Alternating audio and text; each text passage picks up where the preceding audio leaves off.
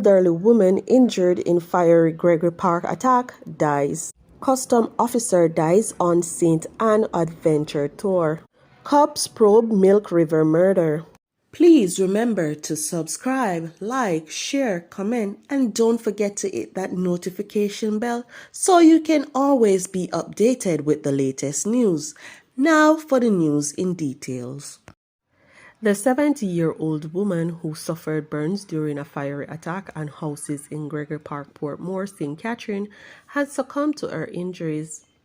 Naomi Goku died in hospital on Tuesday.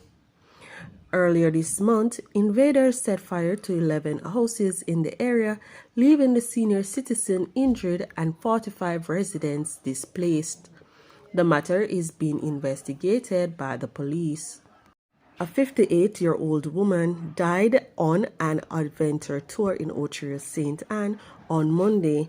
She has been identified as Winsome Winter, a custom officer from Rosemount Gardens in Montego Bay, St. James. It is reported that around 12:30 p.m., Winter went on an adventure park tour with other family members, but while being briefed on how to operate the ATV bike, she pressed a lever and the bike got out of control and flipped. The police stated that Winter sustained injuries and was transported to the St. Anne's Bay Hospital, where she was pronounced dead on arrival. The Ochirio police are probing the incident.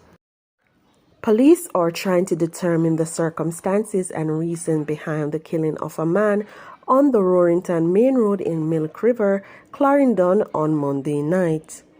The deceased, identified as 54-year-old Dwight Simpson from Milk River, was found on the roadway by lawmen who were summoned to the community. More details to come following further investigations.